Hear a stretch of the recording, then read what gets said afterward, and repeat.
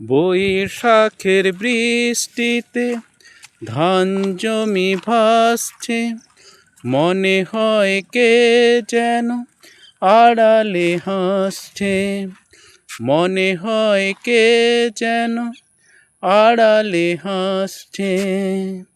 কৃষকদের মাঠে কাটা ধান ছিল, হঠাৎ বৃষ্টি এসে ভাসিয়ে দিল।